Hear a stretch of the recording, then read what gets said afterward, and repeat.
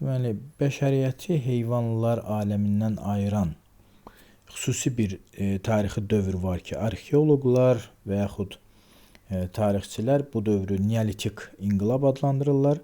Bu dövr əsasən keramikanın, daşın yonulmasının, deşilməsinin və hörgünün yaranması, evin tikilməsi və ilkin toxa əkinçiliyi vərdişlərinin yaranması və müəyyən qədər maldarlığa, istehsal deməli təsərrüfatına keçidin, həm də bunu marksizm də dəstəkləyir. İstehsal münasibətlərinə keçidin ilə əlamətdardır. Bu dövr ilk dəfə xırda heykəllərin yonularaq düzəldilməsi və insan ilk dəfə özünün ətraf aləmi qavradığını ifadə etmək imkanı əldə etdi.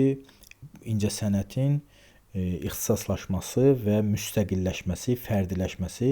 Çünki ibtidai icma dövrü boyunca uzun illər, uzun minilliklər artıq bu təcrübələr fərdiləşmiş vəziyyətə gəlir. Fərdiləşmiş vəziyyətdə artıq müstəqil inkişaf etməyə imkanı qazanır. Müstəqil inkişaf isə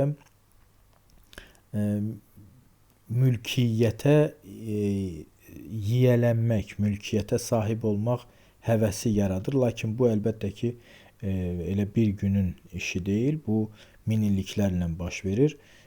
Çünki Neolit dövrünün yaranması ilə Tunc dövrünə qədər 5000 il məsafə var, interval var və Tunc dövründə biz artıq mülkiyyətin deməli yığılmasını, toplanmasını görəcəyik. Burada isə hələ ki biz oturaq həyat tərzinə keçidi görürük, istehsalata keçirik və mülkiyyət üçün çox ciddi zəmin yaranır. Lakin insan uzun deməli Neolit dövrü bizim eradan 12000 il əvvəl başlayıb 12000 il əvvəl başlamış deməli Neolit dövrü bu deməli ki sonuncu buz dövründən sonra, dərhal sonra başlayıb. Buz dövründən mülayim iqlimə çıxmış insan üçün ən deməli birinci məsələ ki həll edilə bilər. Bu da artım, doğuş məsələsidir ki, çünki uzun illər ibtidai icma dövründə bir neçə dəfə insan nəsli kəsilmək təhlükəsi ilə bir neçə dəfə üzbəüz qalıb və soyuq buzlaşma dövrlərində bu təhlükə ciddi həyati əhəmiyyət daşıyırdı.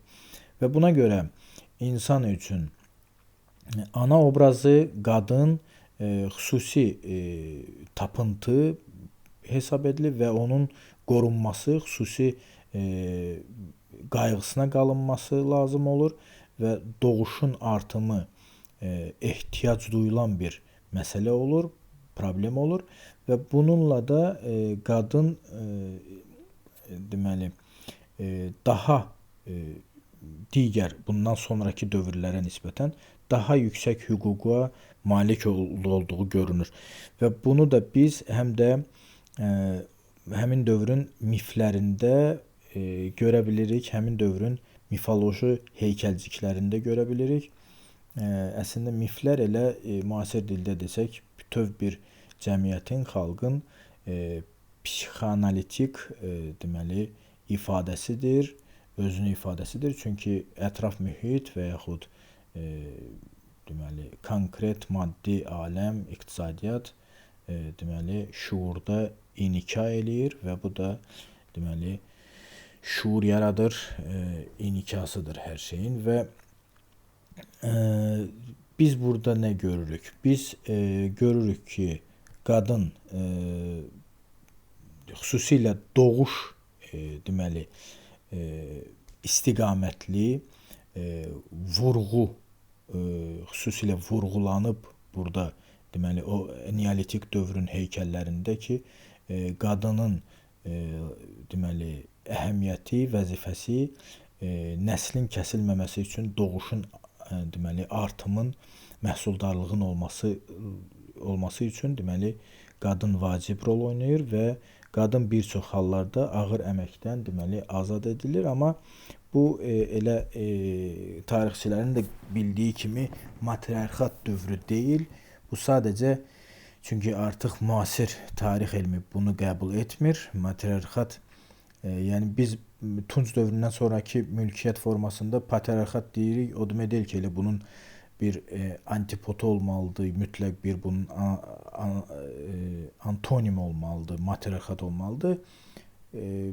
Artıq bunu müasir tarix qəbul etmir. Sadəcə artıq matriarxat sözünü egalitariya ilə əvəz edirlər. Yəni bərabərlik idi. Ən azı orada bərabərlik var idi ki, cinslər arasında heç bir bürokratik deməli fərq yox idi.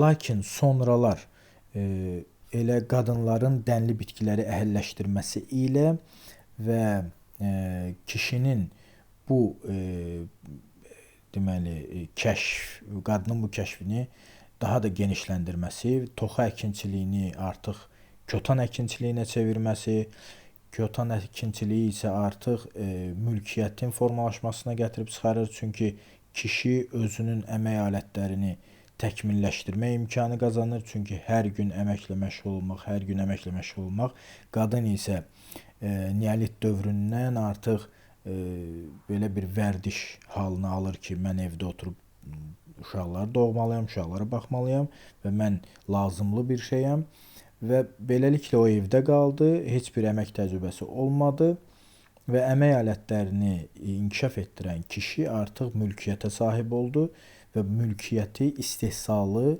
öz əlində saxlaya bildi. İstehsalı, iqtisadiyyatı öz əlində saxladığı üçün artıq qadını da zaman gəldi ki, özünün mülkiyyətinə çevirə bildi və biz bunu sonraki dövrlərin mifologiyasında da artıq görə bilirik. Məsələn, Mesopotamiyada, Şumerdə ilkin əkinçilik yaranandan sonra çox güclü xarakterə, gücə sahib olan İştarta, İnanna, Astarta Allahı həm yaradılışın, həm də müharibənin, ölümün simvolu idi. Bunu həm də biz deməli Yunanlarda Atsena deməli ilahəsində də görə biləcəyik. Bu dövr amma artıq ana xaqanlığı ki adlandırırdılar. Artıq bu ifadə də çox köhnədir.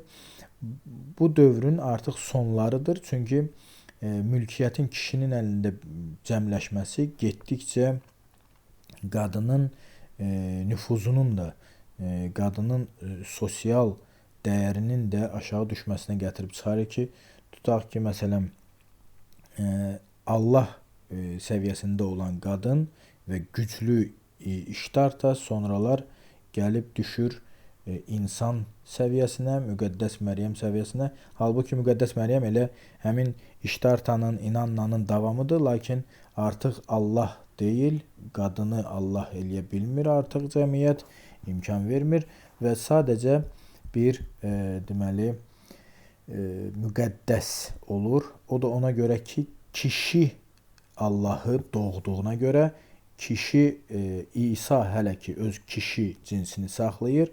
O həm Allahın oğludur, həm də Allahdır eyni zamanda və nəinki qadın artıq yuxarı deməli segmentlərdə rol ala bilmir. Hətta ilkin kitablarda, ilkin dini və yaxud mifoloji rəvayətlərdə olan qadın obrazları da artıq papalar tərəfindən İncillərə düzəliş edilir. Bir neçə dəfələrlə deməli konsillər, yəni qurultaylar keçirilir.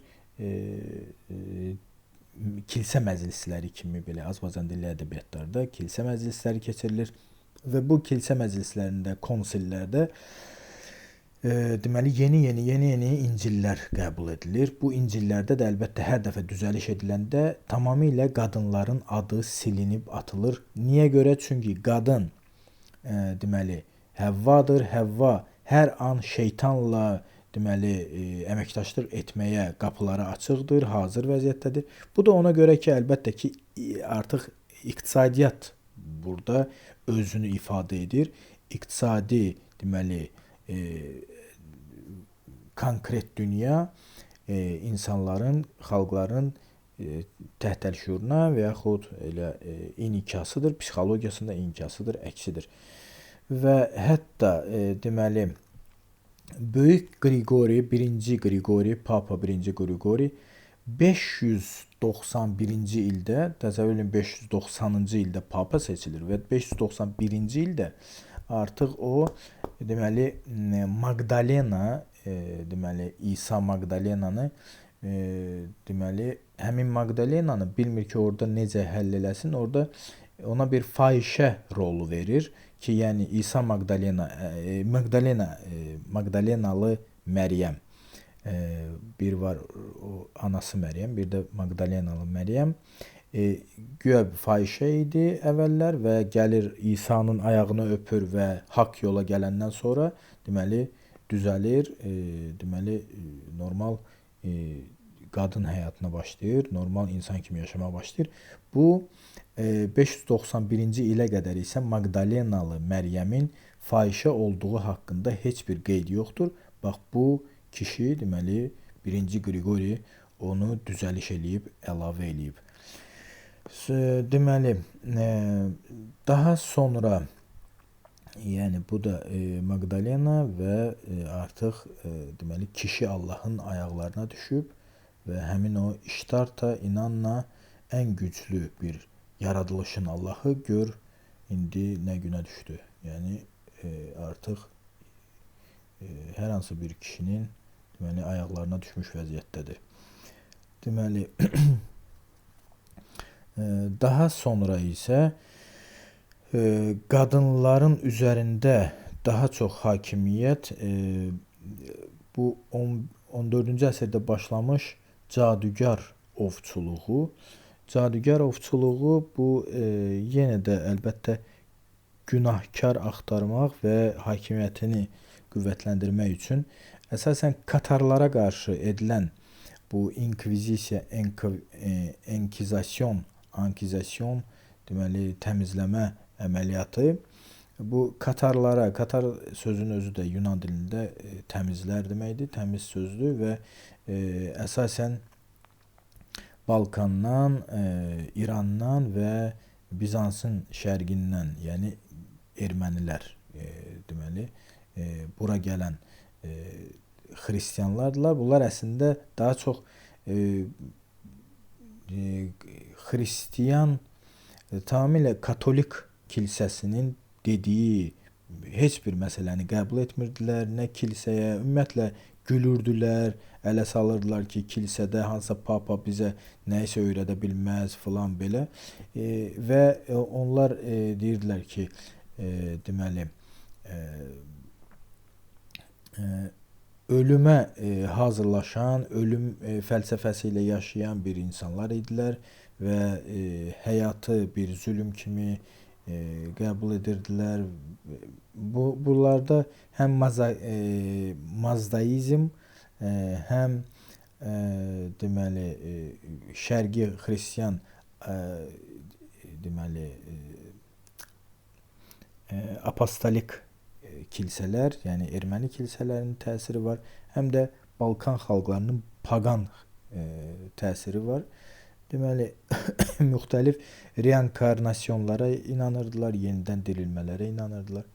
Yəni bu artıq mazdaizma, yəni hinduizmə qədər gedib çıxa bilir. Lakin Katarlara qarşı deməli xaç yürüşləri ki, Fransanın cənubunda artıq 14-cü əsrdə xüsusilə qadınlara qarşı deməli elan edilir. Bu da qadınların hansısa konflikt zamanı məsələn bəhanə edirdilər ki, qadın dalaşmır, qadın gedir lənət oxuyur. Deməli bu nəsə şeytanla cadugarlıq eləyir. Qadın tutaq ki, məsələn, cazibədardırsa, deməli ki, bu şeytanla əlaqəli bir şeydir. Qadın Həvvadandır. Həvva bu şeytanla deməli əməkdaşlıq elədi və biz cənnətdən qovulduq və bizi hər dəfə azdıra bilər və hər an şübhələndiyi bir qadını deməli tutub yandırırdılar. Dəqiq bilmir əlbəttə. Elm 40 min, 60 min, hətta 100 min deyən rəqəmlər var. Yəni 14-cü əsrdən 18-ci əsrin sonuna qədər olan bu cadugar ovçuluğunda Avropada deməli təxminən 40-60 min insan, qadın öldürülüb. Deməli 18-ci əsrdə isə bunu ləğv edəcək deməli Avstriya Habsburg nümayəndəsi Maria Tereza həmin Antoinettanın anası. Deməli Antoinetta Fransa kralının arvadı idi. Gilyotinlə edam ediləcək və onun da anası isə Avstriya Viyanada Habsburgların deməli kraliçə. Daha doğrusu Kaiserin, yəni Sezar imperatriçə. Daha sonra artıq qadınlar elə bir imkan əldə etmirlər ki, nəsə bir özlərini ifadə eləsinlər ya mifologiyada onların yeri yenidən dəyişilsin. Deməli başlayır dünya tarixində deməli çəpərləmələr, yəni İngiltərədə başlayır. Bu çəpərləmələr artıq əkinçi dövrün, kəndli dövrün bitdiyini, artıq şəhərlərə güclü axının baş verdiyini, kəndlərdəki torpaqların isə iri feodallar, deməli baronlar tərəfindən zorla ələ keçirdiyini, tutulduğunu göstərən bir dövrdür ki, artıq bu ərazilərdə qoyun otarmaq, mahud parça uğrunda deməli mübarizə başlayır. Lakin insanlar şəhərlərdə deməli iş tapmaq əvəzinə artıq şəhərlərdə dilənçiliyə və ümumiyyətlə ayaqları torpaqdan üzülmüş insanlar bütün mənəvi keyfiyyətlərini də itirirlər.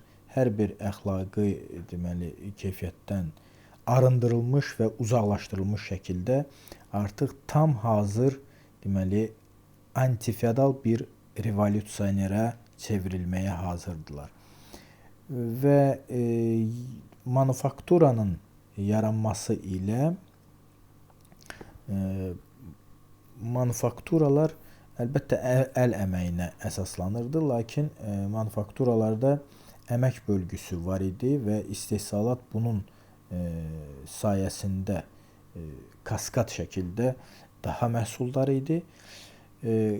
Qadınlar yenə də əlbəttə hələ ki bir özlərini reallaşdırmağa imkan tapmırdılar bu dövrdə. Qadınlar yenə də sadəcə alınıb satılan bir varlıq idilər, ən azı Renesans dövrünün sonlarına qədər. Çünki bir ata qızını böyüdürsə, bunu gələcəkdə yaxşı satmaq üçün böyüdür. Amma əlbəttə ki, yaxşı müştəri üçün də gərək sənin də bir mülkiyyətin olsun. Yəni yenə də qızın olması çox ciddi zərbə olacaq, iqtisadi zərbə olacaq və bura gələn, şəhərlərə gələn, axışıb gələn insanlar artıq heç bir nə əxlaqi, nə mənəvi keyfiyyətləri qalmır. Buna görə də köhnə ailə dəyərləri sarsılmaq ərəfəsindədirlər. Bu belə bir dövrdə deməli sənaye dövrü, sənaye inqilabı baş verir. Sənaye kömək eləyir ki, küçələrdə fahişəlik edən qadınları da gətirib işlədə biləsən. Fahişələr əlbəttə bu dövrə qədər, sənaye dövrünə qədər yenə də cadügər kimi harda tutulsalar yandırılacaqdılar, amma canlarını xilas etmişlər, bu dövrə qədər yaşamışlar, işləmək imkanı tapırlar. Çünki sənaye varsa, deməli artıq maşınlar işləri görürlər və bunu qadın da bacarar. Buna görə qadınlar artıq gündə 18 saat işləmək, deməli, qaranlıq bir səhifəyə girir qadın fəhlələr artıq. Yəni, əlbəttə, kişi fəhlələr də eyni həyatı paylaşırlar onlarla. Kişi fəhlənin də, qadın fəhlənin də heç bir deməli, hüququ niyə yoxdur? Çünki mülkiyyəti yoxdur. Yəni, artıq aşağı səviyyələrdə kişi ilə qadının hüquqları tam eyniləşməsə də xeyli bərabərləşmə göstərir, xeyli dərəcədə deməli bir-birinə yaxınlaşır. Və xüsusilə bu maşınların artması fəhlələr arasında, şəhərdə olan qadın və kişi fəhlələr arasında deməli bir-birinə ehtiyacın, bir-birinə deməli kömək etmək ehtiyacı yaradırlar. Çünki artıq qruplaşmalar əmələ gəlməlidir.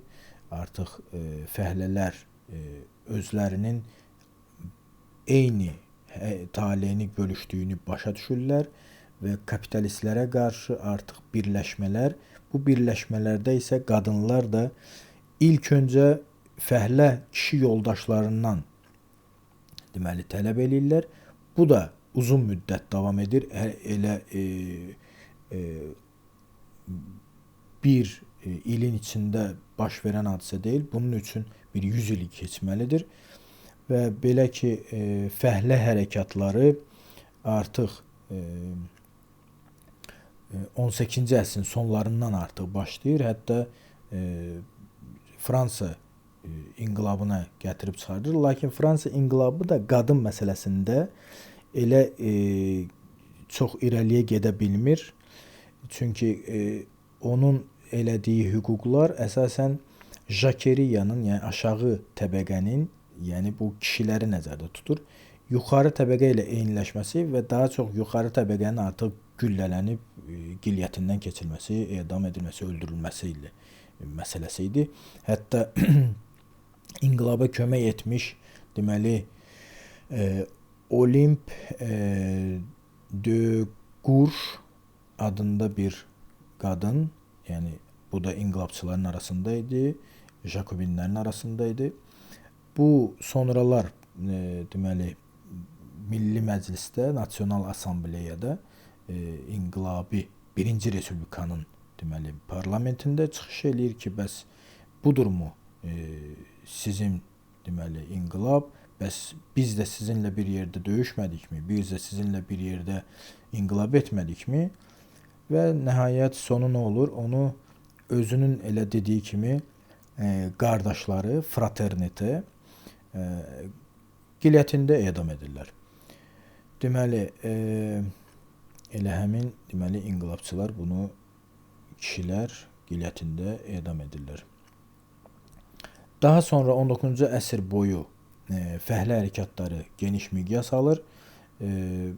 İngiltərədə çartizm, Fransada iyul böhranı və 48-ci ildə bütün Avropada deməli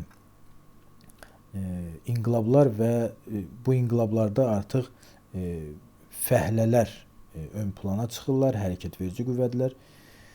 Və nəhayət Almaniyanın birləşməsi ilə Almaniyada da deməli fəhlə deməli partiyalar yaranır.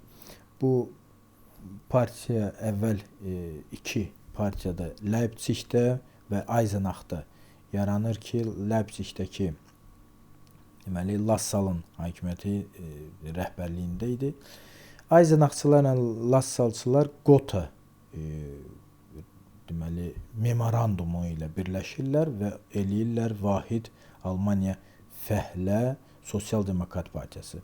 Sosial Demokrat Fəhlə Partiyası və rəhbərlik etməsə də, yəni ciddi aparıcı nümayəndələrindən biri. Mərkəzdə Marksi görürsüz, Bebeli görürsüz, Klotki görürsüz, deməli Liebknechtdir və Lassal. Deməli, bunlarda artıq qadın hüquqları ilə bağlı ciddi artıq marksist meyllənmələr var. Çünki hətta Hegel özünün də əsərlərində artıq o aydınlanma dövründə, o maarifçilik dövründə artıq qadınlarla bağlı ciddi ifadələr, qadınların hüquqları ilə bağlı, hətta Cadugar ovunun əleyhinə artıq 18-ci əsrdə Byron hətta yazırdı və tutaq ki, məsələn 18-ci əsrdə Cadugar ovu artıq qadağan edilmək ərəfəsində məsələn salon deməli mədəniyyəti yaranmışdı. Bu salon mədəniyyəti nədir? Bu varlı qadınlar əsasən salonlara 18-ci əsrdə bu barokko mədəniyyətinə aiddir. 18-ci əsrdə özlərinin deməli tanıyıb eşidib bildiyi deməli filosofları, rəssamları çağırırdılar və dövrün müzakirəsinə səbəb olmuş məsələləri müzakirə edirdilər. Məsələn, Fransada ən çox deməli belə şeylər var idi. İtaliya şəhərlərində, Şimali İtaliya şəhərlərində və İngiltərədə, Londonda qadınlar sahib idilər bu salonlara. Qadınlar əsasən varlı atanın, varlı ərin arvadları idilər və bu varlı atanın qızları məsələn elə Maria Antoinetta'nın bir rəfiqəsi, elə onu Parisdən qaçırmaq istəyən də o idi, lakin uğursuz oldu. Özü İsveçrəyə qaçmışdı və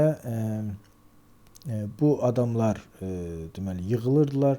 Əsasən gecələr təşkil edilirdi və ona görə də bu mərasimlərin adı soirée idi, yəni axşamlar. Bu axşamlara yığışırdılar, deməli müxtəlif filosoflar, müxtəlif yəni burada biz bu Newtonu da görə bilərik, burada müxtəlif bəstəkarları, Mozartı görə bilərik,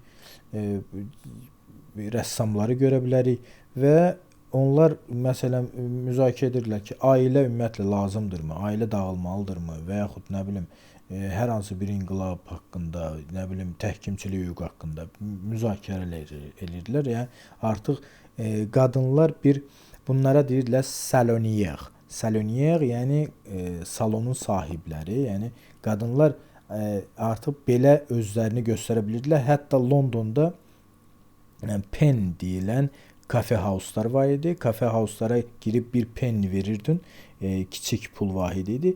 Bir quruşqa deməli bir pivəmi ya kofemi içirdin və oturub qulaq asmaq imkanı qazanırdın Londonda. Lakin Parisdə və İtaliyada aşağı təbəqə üçün belə imkan yox idi. Çünki Parisdə, Fransada, İtaliyada belə məclislərə dəvətnamə ilə gəlirdin. Yəni burada Hegel filan gəlirdi, Hugo gəlirdi, yəni belə məsələlərə. Və qadınların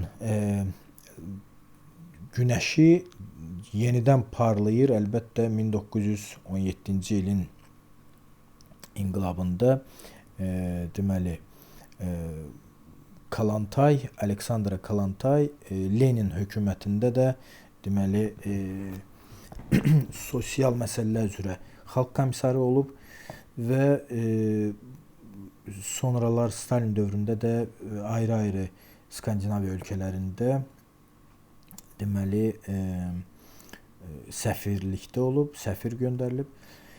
Kalantay ailənin məhv edilməsi haqqında kitablar yazırdı.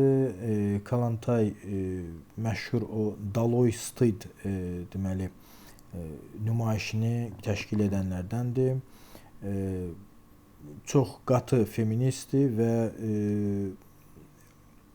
ömrünün axırına qədər əslində feminist qaldı, lakin yəqin ki Stalinin təsiri ilə həmin radikallığı bir qədər səngimiş oldu və 52-ci ildə deməli dünyasını dəyişir, ölür. 52-ci ilə qədər isə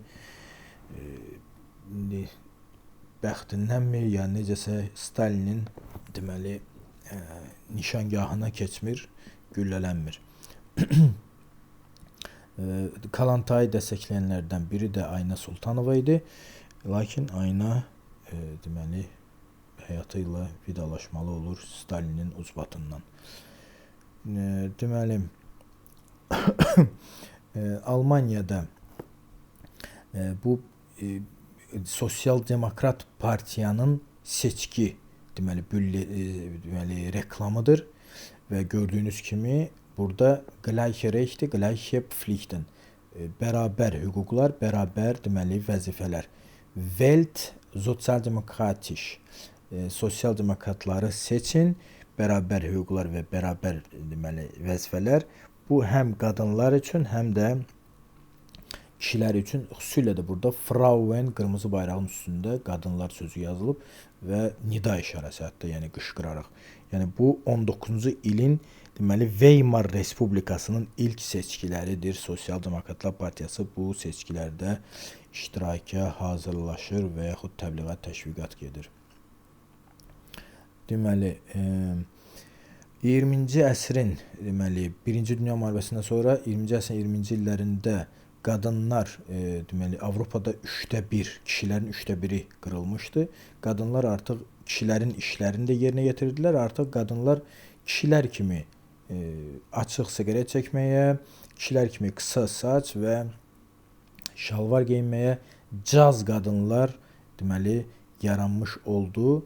Les femmes de jazz belə bir ifadə var idi. Caz qadınlar yaranır və 20-ci əsrin xüsusilə biz feminizmdən danışanda xüsusi qeyd etmək lazımdır Rosa Luxemburg və Clara Zetkin. Deməli, Clara Zetkin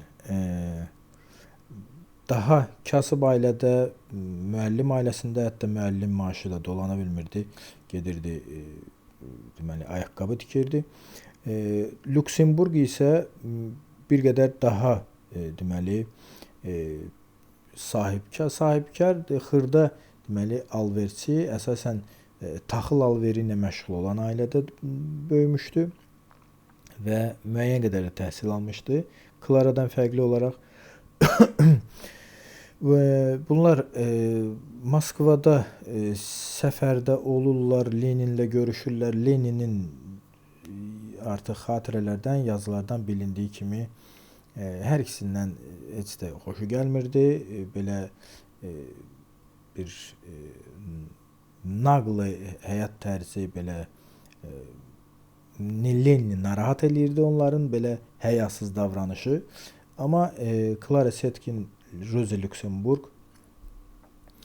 qadın hüquqlarının ən azı təbliğ edilməsində xüsusi rolları var və ikinci Qadın Kominterninin, Kommunist İnternasionalının qurultayı deməli 1910-cu il Danimarkada, Kopenhagendə martın 8-də 8 martı elan edir Beynəlxalq Qadınlar Günü.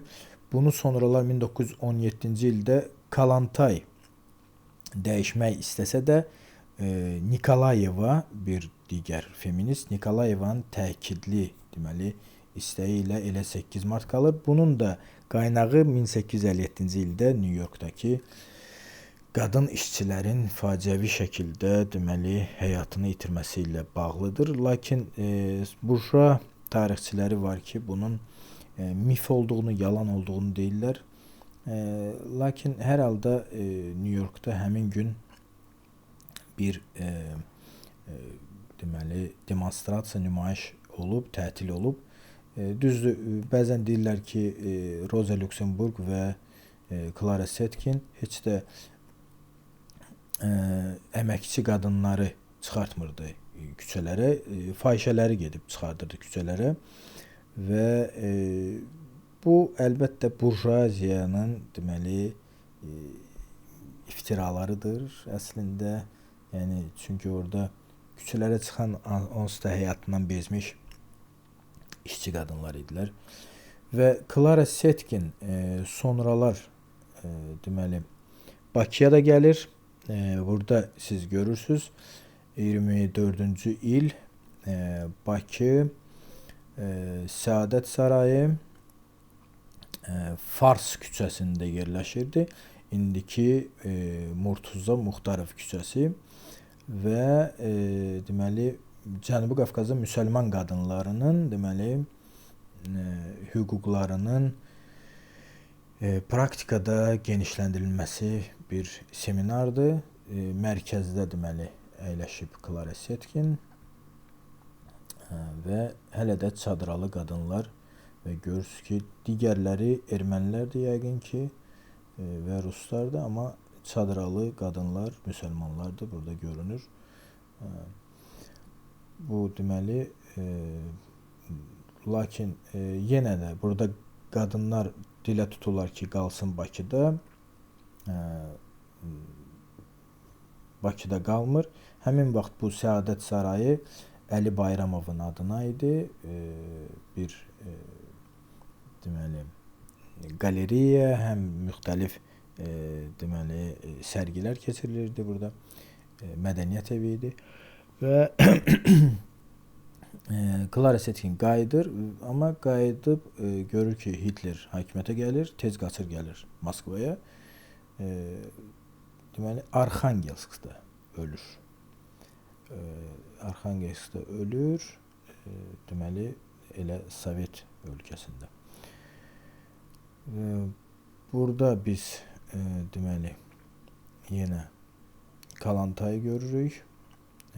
Kalantay əslində bir general qızı idi, Rusiya generalının qızı idi, Çar Rusiyasının. Hətta onun çox məşhur müəllimləri olub, müxtəlif dilləri bilirdi, xüsusilə alman dilini çox gözəl bilirdi. Ümumiyyətlə həmin dövrün adamları bildiyiniz kimi alman dilini çox gözəl bilirdilər. Avropa deməli cərəyan edən bu fəhlə hərəkatının rəhbərləri alman dilini sadəcə gündəlik stol üstü dilə çevirmişdilər. Kalantay da onlardan biridir və Kalantay həyatında 18 yaşı olanda qismət olur ki, o vəliəhd, yəni naslednik ikinci Nikolay ilə bir stolda, bir masada şam yeməyi yesin və onu canlı görüb və hətta çox səmimi münasibətləri olub.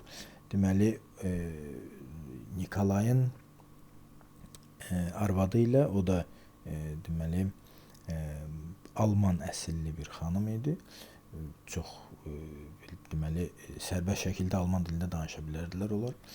Lakin 1905-ci ildən sonra o Çar ailəsindən uzaqlaşır. Həmin o qanlı yanvar güllələnməsindən sonra, deməli Rusiya inqilabının başlamasından sonra birbaşa gedib qoşulur deməli Rusiya sosial demokratlarına. 16-cı ilə qədər Menşevik Martovun tərəfində olur. 16-cı ildən sonra isə sadəcə şəxsi küçülülük, inciklik məsələsinə görə gəlir keçir Lenin tərəfinə və hətta Leninlə müəyyən qədər sevgili də olurlar və münasibətlər Nadejdanı deməli narahat etsə də, Nadejda yenə də Leninə bir dayəlik, analıq etməkdə davam edir. O da onun deməli qadınlıq vəzifəsi olur. Kalantay deməli 20-ci əsrin qadın hüququ sahəsində, qadın hüquqlarının yayılması sahəsində xüsusi rolu olan şəxsdir və çox maraqlıdır ki, 1917-ci il inqilabı təsiri ilə Zelandiyada, Avstraliyada, sürətli şəkildə Avropada deməli qadınların hüquqları yaranır, hüquqlar əldə edirlər. İngiltərənin özündə, yəni koloniyalarında olan hüquqlar İngiltərənin özündə olmur. İngiltərənin özü 2-ci Dünya müharibəsindən sonra, başı əziləndən sonra BMT-nin ciddi təzyiqləri ilə 60-cı illərdə bu baş verir. Hətta 20-ci illərdə buna etiraz olaraq özünü atların altına atıb ölən qadınlar olur ki, at yarışlarına baxan kraliça bundan xəbər tutsun və baxsın ki, bəs nədir məsələ. Ona görə diqqəti cəlb etmək üçün həyatından keçənlər olur.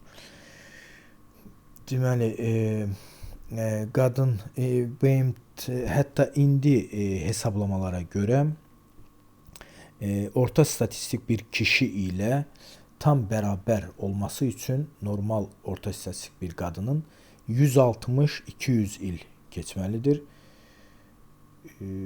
Yəqin ki, Günəş yer kürəsini udmazdan əvvəl bu hadisə yer kürəsində baş verər.